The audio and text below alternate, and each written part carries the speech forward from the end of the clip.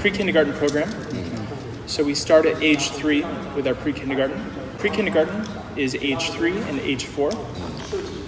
So that's what we call early childhood. Now, elementary school, we include our kindergarten in elementary, and that's up to grade 5. So here you'll see the curriculum that we follow. And this is all US curriculum, as you can see. Now, middle school is grade 6, 7, and 8. And high school is grade 9, 10, 11, and 12. Now, the high school system that we follow is very similar to the States, what I grew up with. You have to earn credits in order to graduate and receive your diploma. So there's a total of 25 credits. Once you have earned all of your 25 credits, you graduate, you receive your diploma, and you're ready for university. And with this diploma, it's equivalent to mine, for instance, so they can go study at universities of their choice. The only thing that will hold them back is their grades. If you get good grades, then you can go to universities that you choose. So US universities, UK, Europe, Asian universities if you want, Korea, China, whatever, Australian, New Zealand. Now, also being an American school, we offer the SAT exam, as well as AP courses. That's right. We do SAT exam 4 times in the year. 4 times? Yep, 4 times every year. Correct. And AP is advanced placement, and those are high school courses that you can take, courses of study. So for instance, like AP chemistry would be an AP subject. So when you take an AP course, you have an opportunity to earn 2 sets of credits. Yeah.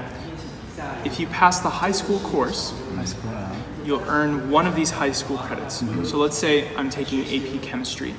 If I pass my course, then I get 1 science credit. Yeah.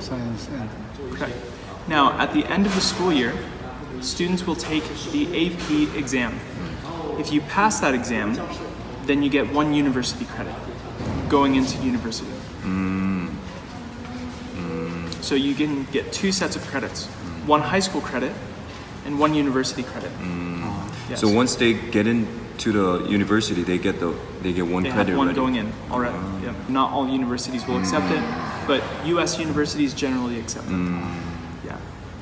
Regardless though, whatever university you apply for as a student, having AP courses on your high school transcript is very important because it shows a high level of academic capabilities. AP. Correct. 그 SAT보다는 AP가 더 SAT is a separate exam. Separate exam. SAT is students don't even have to take it if they don't want, but we highly encourage them to take the SAT exam. AP is, what is API? I don't really like. It's a high school course. A high school course. This is only an exam. exam. It's just an exam. I can take the AP I can take the SAT if I wanted to. I think. I don't think I'm too old.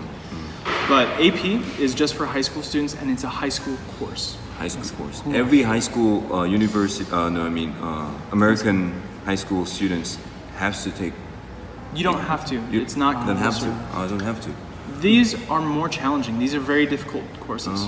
So if you are capable of taking an AP course, then we advise them to do so because it helps getting into better universities. AP 코스 하면 These courses are more advanced than high school courses. I see. You earn 1 university credit because it's equivalent to a university course. So if they take the AP courses, then they have a different classes and learning different things, like maybe higher. It's a separate course. class. Yeah. As algebra would be different from geometry, AP calculus is different than calculus. When they start taking AP, Starting in grade 11. 11, That's right. 11. Grade 11 and grade 12, they can take AP courses. 2 year. Yep.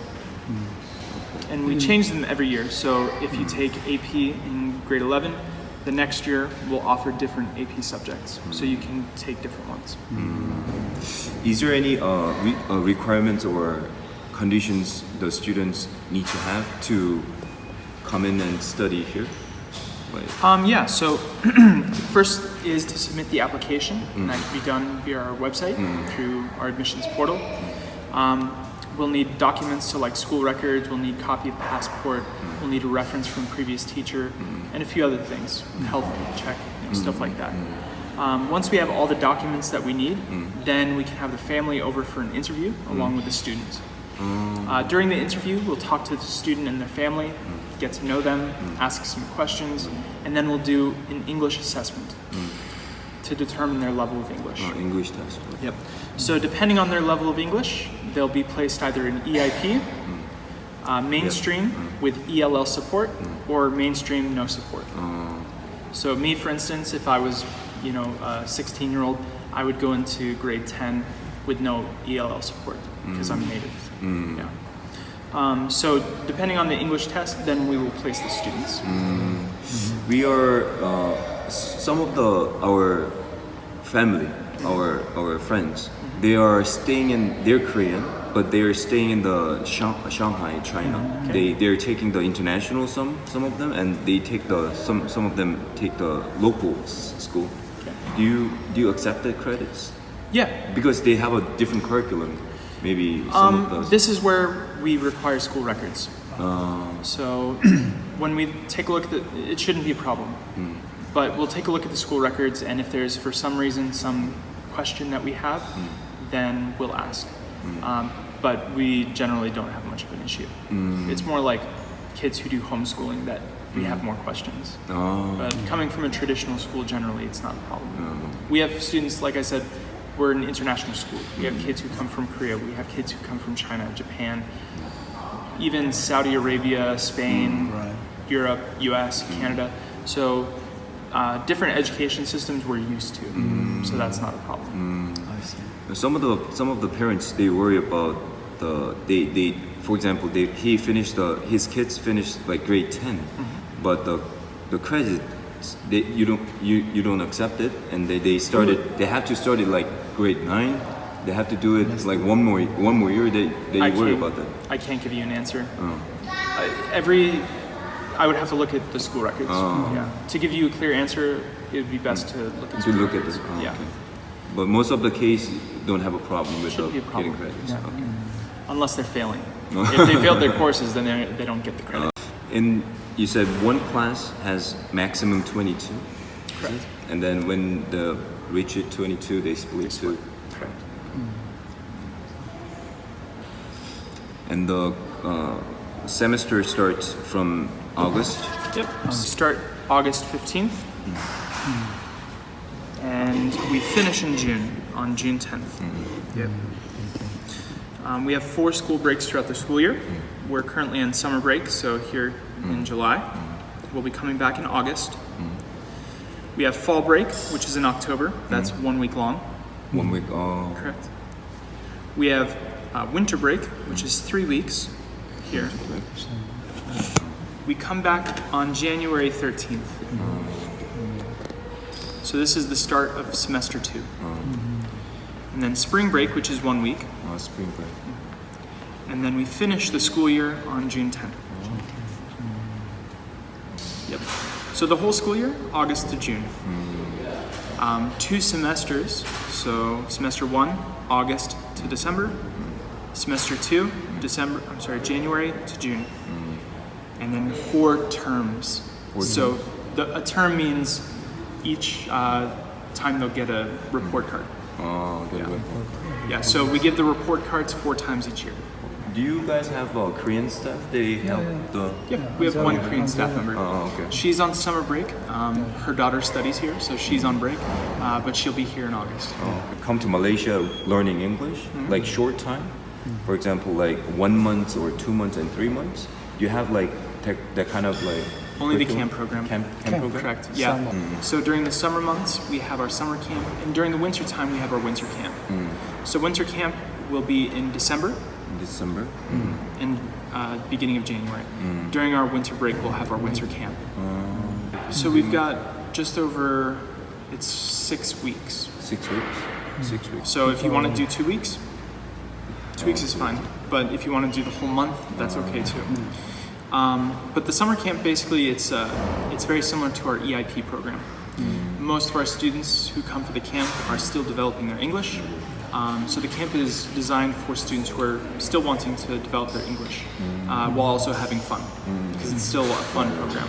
So it's a mixture of fun and English classes. But they'll also do some PE, and they'll do after-school programs too. So yeah, it's quite a mix. Do they go to like tour or like Malaysia tour or something? No, there's too much. We'll do activities. We have after-school activities on campus, but we won't be taking them for outside. That's right. Most of the summer school students, camp students, they live in the dorm? Or It's a mix. Mixed? Yeah, it's a mix. Some parents come during their holidays as well and stay with them. Some just come here by themselves and stay in the dorms. A fee or a fee? Yep. So the Like school for fee. summer camp and or That I have a soft copy. I don't have a physical copy. The school fees are here though. So it's broken down per age. 3-year-old, pre-kindergarten age 4, elementary school, middle school, and high school. So application fee is 1,000 ringgit. Yeah. Same. Placement fee, basically this is deposit, is 10,000 ringgit.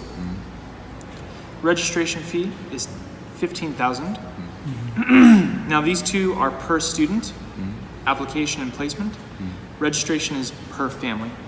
So let's say if a family has 2 students, Yeah, right. 2,000 ringgit, 20,000 ringgit, 15,000 ringgit only. Tuition fee, this is for the whole school year. You'll see the different ages. And then for the elementary students, there's a technology fee, because we will give the students laptops and tablets to use in the classroom. But when they're in middle school and high school, they must bring one to school, a MacBook. And if they take the EIP, they have a different Same fee? fee. Same fee. And what if they are in ELL? Is it same? No extra fee for that. No extra fee? Because we're an international school, we provide that free of charge. How about the after school activity? There is an extra fee. So if a teacher, our teaching staff is required to teach one CCA, and if the CCA is taught by one of our teachers, then there's no fee. So like rock climbing, one of our teachers does the rock climbing CCA. So that is free. But next year we're doing like scuba diving. Scuba diving will have a fee because we hire a scuba diving coach and the equipment fee. Scuba. Now transportation is here. Transportation. Where am I at? That's boarding. Sorry, here we go. So most of our students live here, within 15 kilometers. For the whole school year, it's 8,000 ringgit.